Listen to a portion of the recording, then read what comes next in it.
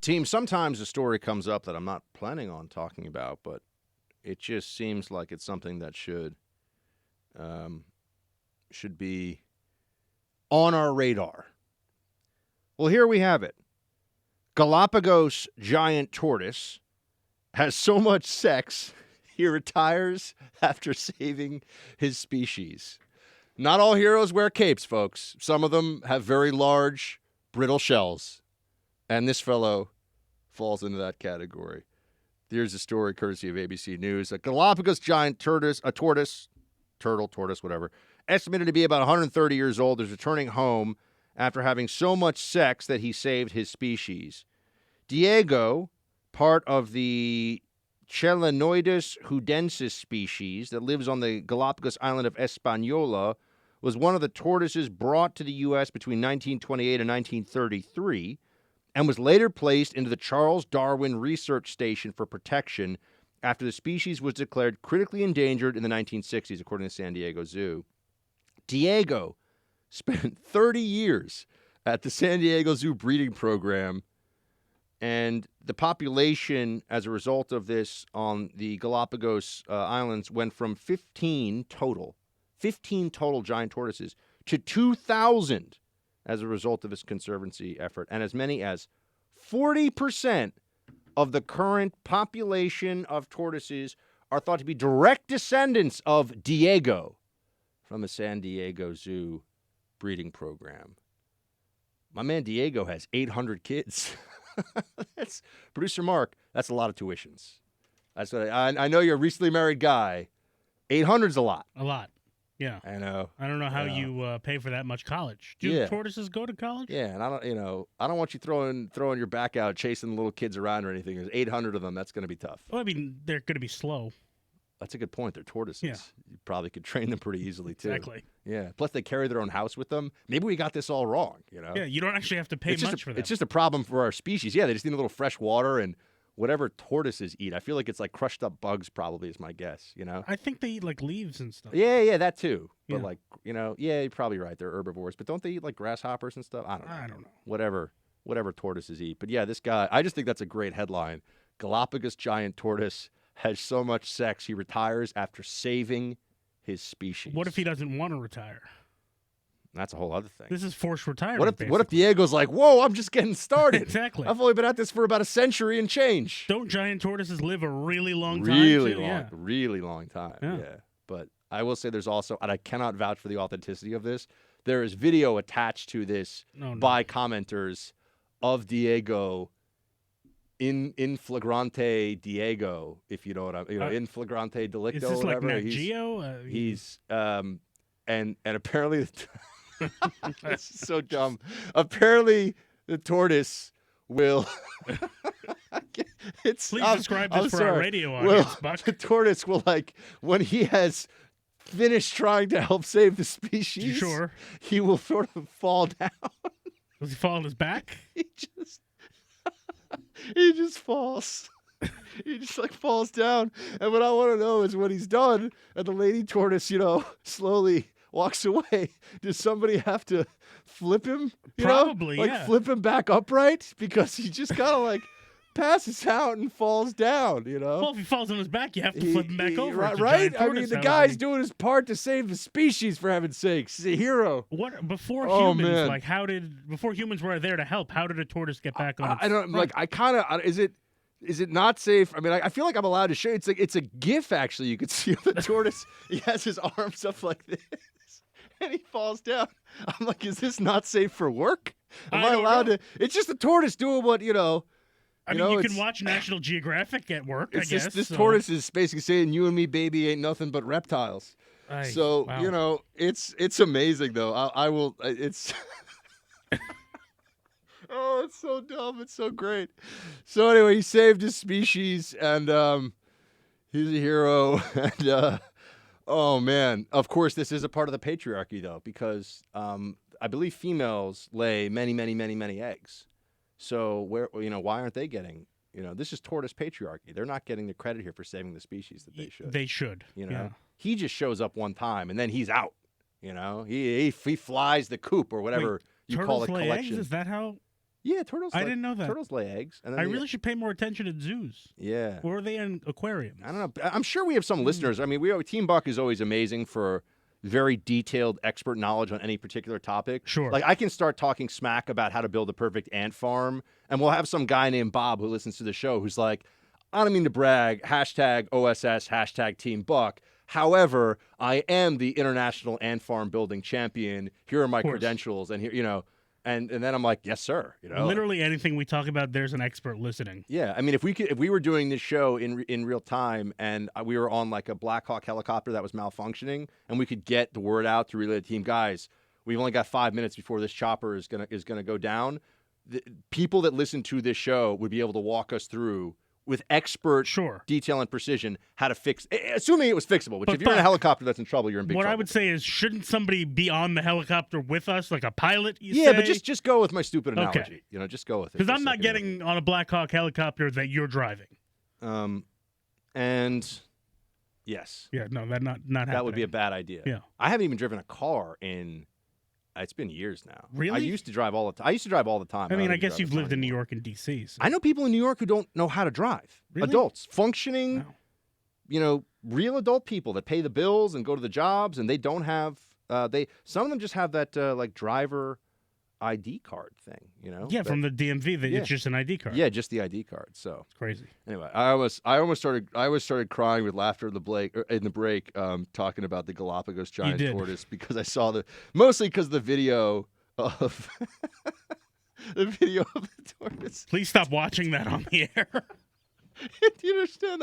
It goes like this, and then it falls down like this. It's amazing. It's like. It's like, dude, we all know how you're feeling, buddy. I'm speechless, and I can't say anything that won't get me in trouble right now. Okay, all right, we're gonna come back and talk about Comrade Sanders.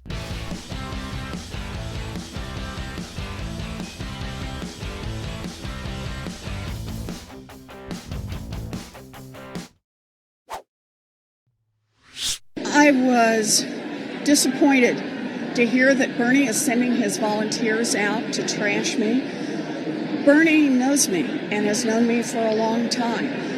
He knows who I am, where I come from, what I have worked on and fought for, and the coalition and grassroots movement we're trying to build. Democrats want to win. In 2020, we all saw the impact of the factionalism in 2016, and we can't have a repeat of that. Democrats need to unite our party, and that means pulling in all parts of the Democratic coalition. That is in response to things getting a little bit heated between the campaigns of Bernie Sanders and Elizabeth Warren. This was really inevitable because they're fighting over the same constituency largely. And if you were to add the numbers, I've been saying this so long, if you were to add the numbers of national support, and certainly if you look at even state by state in the early primary states, that if you look at that and you were to add Sanders and Warren together, what you'd find very quickly is that you'd have the number one candidate. And I think that that's a pretty fair. I think most of Bernie supporters would go for Warren. And I think most of Warren supporters would go for Bernie. That's just a guess. I'm not looking at the specific numbers on that, but it makes sense, right? These are the two most progressive, most far-left candidates. Although on policy matters, Buttigieg seems very... he presents as a centrist. He's an eloquent guy. I give credit where it's due. But he presents as a centrist. But his policies are actually quite far left, too. I mean, he'd probably be number 3 on my list of leftists who are still in the game, leftists who are still trying to make a go of it here. But you're going to see a bit of internecine battling between Sanders and Warren because they're this is like in different parts of Europe where the socialists were fighting with other socialists over who got to be the real socialists. That's kind of happening in the Democratic primary right now. And I think we can expect that to get even more vitriolic because, there's a lot at stake here. If you're a Bernie Sanders supporter, this is it, right? There's not going to – I don't believe that anyone really – Bernie's too old now, really. But he's definitely going to be too old in 4 more years. Although, maybe Democrats will just pretend that nothing matters and, who cares. I think he's definitely going to be too old in 4 more years. And I think we also have to look at what the chances are that, Elizabeth Warren is going to be able to maintain her positioning within the Democratic Party in 4 more years if she doesn't get it done this time. So I think there's certainly a very high urgency for Bernie Sanders. I think there's a pretty high sense of urgency for Elizabeth Warren. But Producer Mark, how old is Warren? I actually don't know that offhand, and I should know that. I feel like she's got to be Hillary's age, but maybe she's a little younger? Interesting, because her age never comes up as a fact. What is she?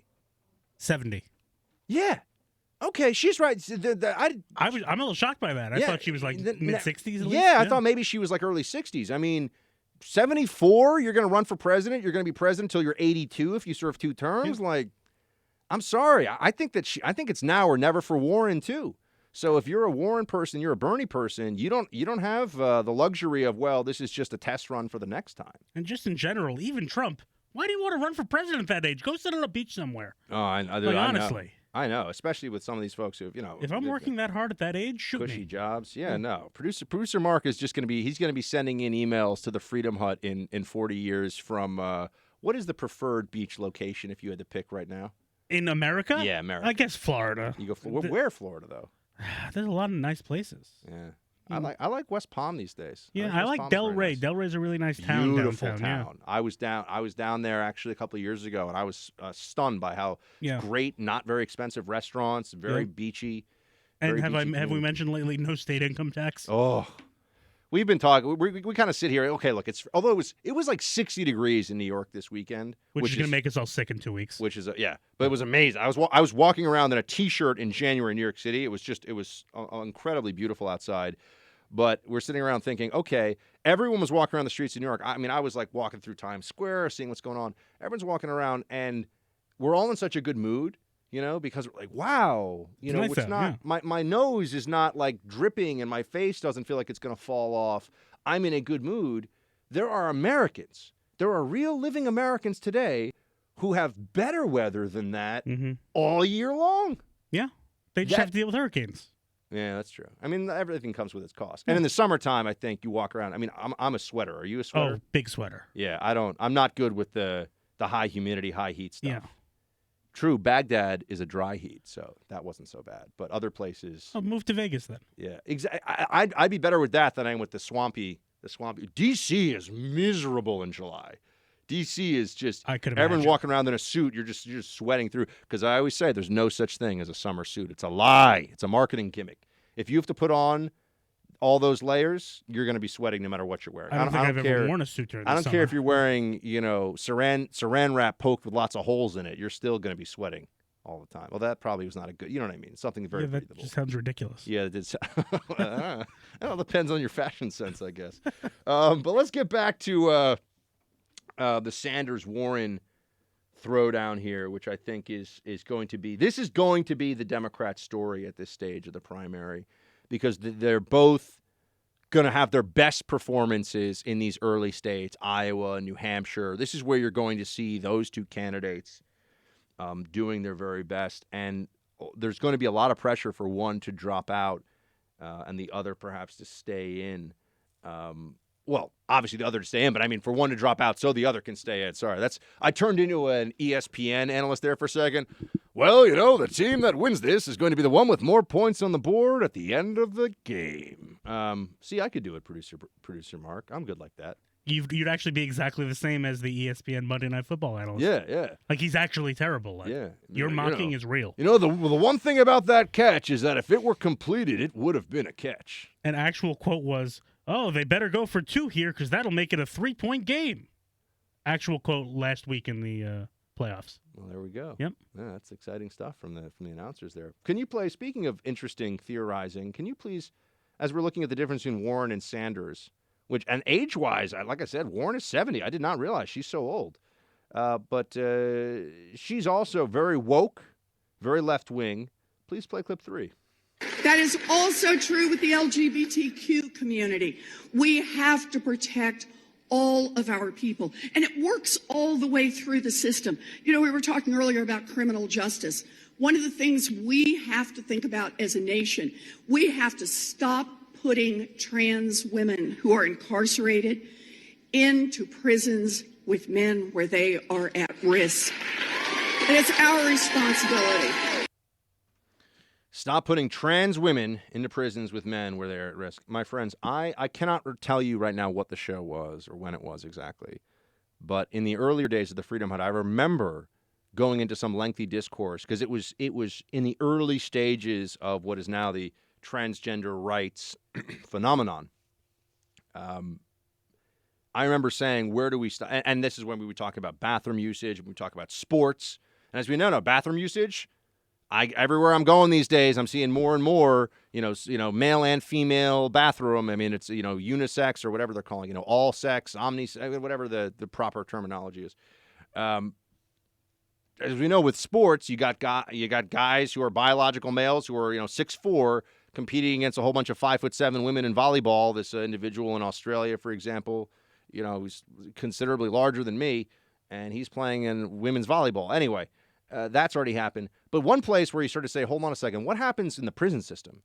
And now Democrats are there too. I was saying back then, if you were someone who was assigned to life in prison as a male, and you were never getting out, no possibility of parole, what would the calculation be? Think about how much better, how much safer you would be, how preferable it would be for a whole lot of reasons, perhaps, to be assigned to spend the rest of your life to be a biological male in a women's prison. The kind of person that's going to prison for life might look at this and say, hold on a second, there's a real imperative here. There's a real advantage. And now Democrats are straight up, just what Elizabeth Warren is saying. How are they going to judge us? Do you have to have a sex change operation to go to a woman's prison? Or what if you just feel like you're a woman on the inside? And I'm really asking that question. I'd want to know what the liberals say. It seems to me that they will say that you get to go to a woman's prison forever, which that's going to have a whole lot of consequences.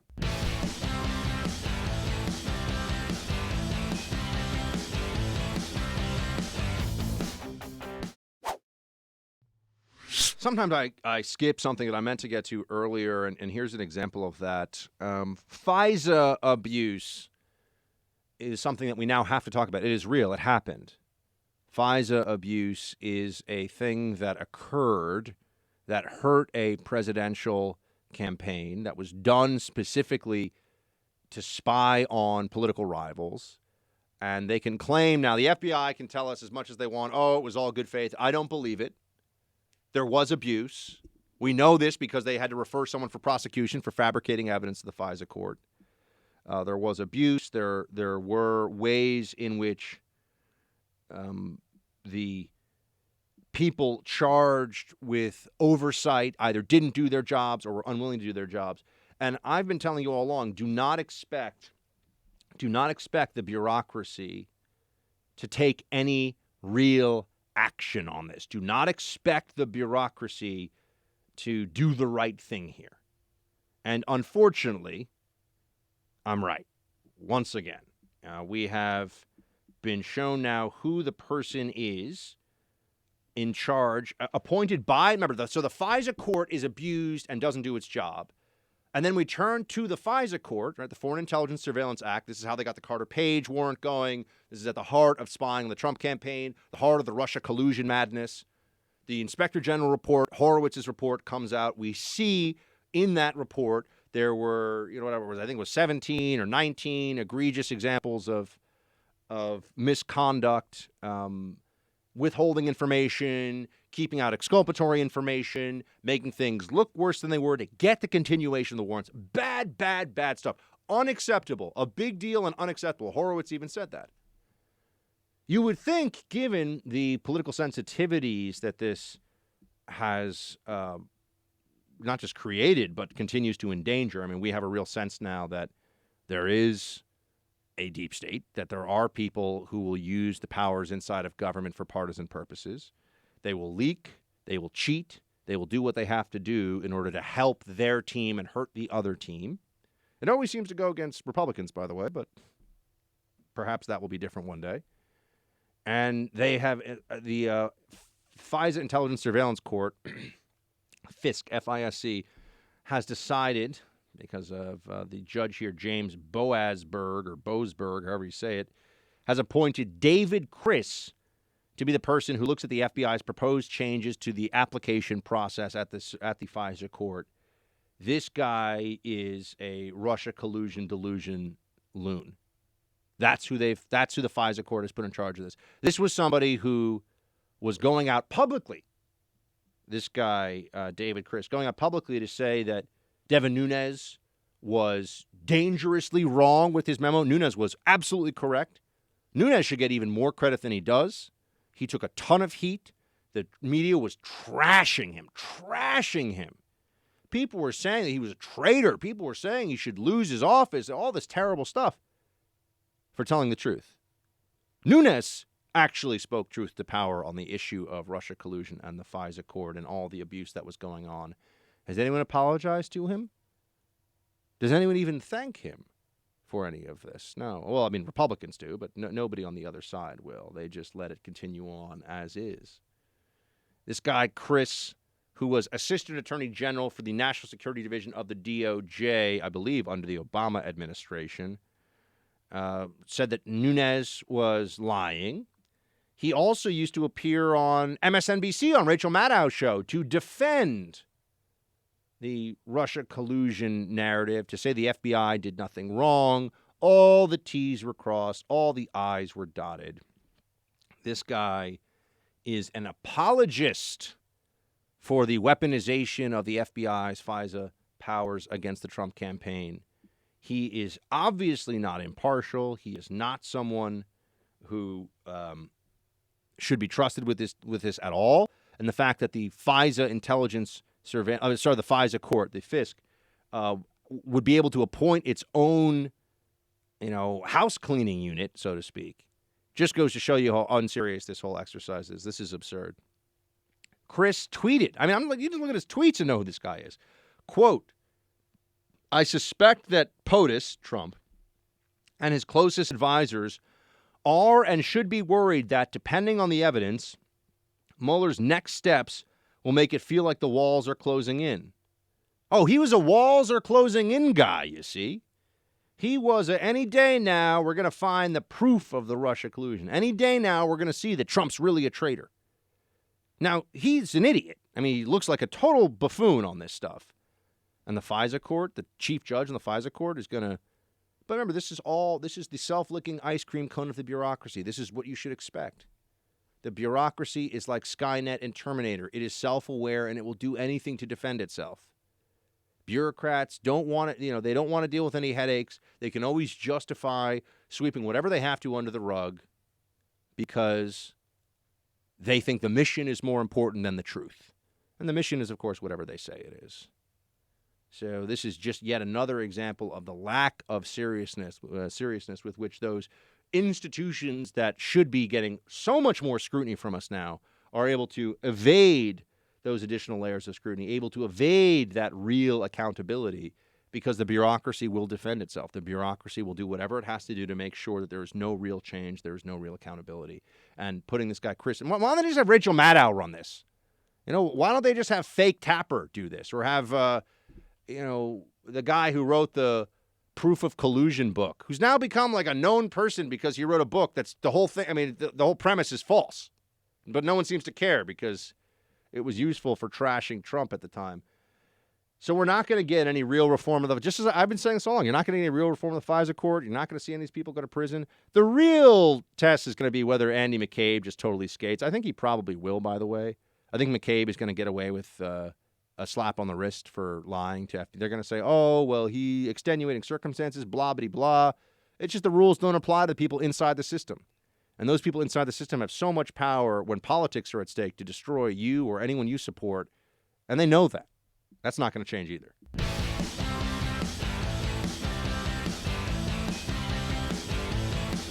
It's time for roll call. It is time for the call of the roll. By the way, you see they're making some movie about it. I just saw a brief like snippet of the trailer, not even the full trailer, where there's a big CGI dog named Buck. Why is it always just loser uncles and dogs that are named Buck in pop culture? You don't want to be Uncle Buck? Dude, don't even get me started. don't even get me started on that. And what's nonsense. wrong with being a dog? Dogs are great. No, dogs are fantastic, but it was like, oh, Buck's a dog name, or they say it's a porn star name. Like, why? Well, Buck Sexton, whatever. It's all right. My mom and dad wanted to make sure that I was humble, so they gave me the weirdest name possible, and trust me, it is a humbling experience. That's for sure. We have roll call to get to, which is a good thing. Adam, Buck, who will lead the Spartans now that Cory Booker is gone? Adam, it's a fair question, man. Who's going to lead them now that Cory Booker is no longer in the race?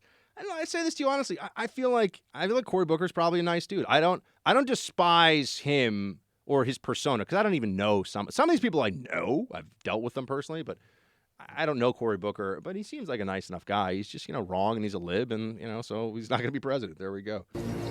I am Spartacus. Oh, there we go. That was him, right? Yeah. With music, with a track in the back. Yeah. I'm good at my job occasionally. Look at that. Are you not entertained? Producer Mark wants to know. You broke the fourth wall there, though, pointing it out that I did that. Yeah, whatever. Are you not entertained? Ethan. Hey, Buck, love the show. To add to the recent movie talk, I'd recommend Triple Frontier on Netflix if you haven't seen it. There's a couple silly scenes, but overall a solid story. Basically, it's about a group of former Army Special Ops guys who decide to rip off a drug lord. If you're going to check it out, I'd suggest not watching the trailer first. Too many spoilers. Ethan, I saw Triple Frontier right when it came out. I thought it was well done for what it was. It felt a little heavy-handed in some ways to me, but it was a good watch. Have you seen it, Producer Mark? I'd say, well, you have to watch 13 hours first. There's a lot of stuff I don't even know if I can talk to you anymore until you watch 13 hours. Like, I might have to silent treatment. That's the one? Right? You 13 hours, man. You've got to watch 13 hours. Is it on Netflix? Probably. All right. Maybe on Amazon Prime. You want me to get another streaming service? Well, don't you like getting the free boxes of stuff that you're too lazy to go to CVS to get yourself? What do you mean free boxes of stuff? Like you get Amazon sends you everything in a box. Yeah. You get a thing of dental floss. It'll be in a box that you could fit in yourself. Yeah, but it's not for free. I have to pay for the dental floss. Well, the dental floss, yes, but the shipping, if you have Prime, you don't. I don't have Prime. They'll send you anything. Yeah, I'm too cheap for Prime. Amazon Prime, they will send a Sherman tank to your front door. They'll have a big box for it. Yeah. Yeah. It's amazing. Just saying. Somebody asked me this recently, by the way, if I had a favorite drugstore chain. And I felt like I can't even tell when I'm in a Duane Reade or a CVS or a Walgreens. I can't even tell which one I'm in. CVS is different. Why is it different? It's owned by a different company. Duane Reade, Walgreens, and Rite Aid are all the same company. That's why it all feels the same. I didn't know that. Oh, Producer Mark. And Duane Reade's a very New York thing. There's one like on every block. Milwaukee, which means the good land. Thank you, Producer Mark. You're welcome. I did not know that. Although I do know that Duane Reade comes from the two streets down around where we are in Tribeca in New York City, Duane and Reade. You know that? That's where the initial Duane Reade store was. I did not know that. The meeting of Duane and Reade. And then they decided to build one on every block. Correct, yes. Yeah. So it's not quite as much like your neighborhood joint as it used to be. But yes, Triple Frontier is good. The Mandalorian is amazing. I'm going to stop just giving The Mandalorian a back rub all the time but it is a really, really good show. I think you'll all enjoy it. Even if you don't like Star Wars, which is saying a lot. All right, Jeff. Hello, Buck. I'm a big fan of the majority of your movie picks. Sadly, Primal Rage was not a keeper. I'm with you on the Van Damme movies, though. Hold on a second. All right? Hold on a second, Jeff. Primal Rage was not one of my picks. That is not fair to say. It is a movie that I watched that I discussed on TV, and that one of the actors, our friend Marshall Hilton, called in to talk to us about because he listens to the show and he starred in the movie as the main bad guy. So we had a little bit of a connection to that movie. But no, Marshall's acting is good. The lead guy, the acting, but he had a personal tragedy go on during the show, so we try to give him a little more leeway. But Primal Rage is a very violent movie. I will say that. There were some scenes where I was like, I don't know if I can watch this. And there should be really good, there should be a Netflix Bigfoot series that really takes the story of Bigfoot and runs with it in a way that works in all the sort of lore and the sort of Native American lore around it and does all that stuff. So many good ideas. But they made a Dracula series and it's trash, and it makes me so sad because you guys know I'm a Dracula fan. Die, die, die. I can't. And if you call me Van Helsing, wah ho ho. Some of you will know what I'm talking about, and you'll think that was really a fun thing to throw into the mixer on the radio show. The rest of you will be like, what is Buck smoking, and is producer Mark going to take it out of his hands in time? And that is an open question for all of us, I will say. Well, that's what you're going to California for. New impressions. There we go. Obviously Definitely not for what I smoke. meant. Definitely not for smoking things. Hey, it's completely legal in California. I know it's about to be legal in New York. In fact, we actually have. Is that true? It's a good. Yeah, they're going to make it legal in New York State, I think. Elizabeth Warren, by the way, wants to. Do we have her saying she wants to legalize weed? Yeah, play 17. It is time to legalize marijuana.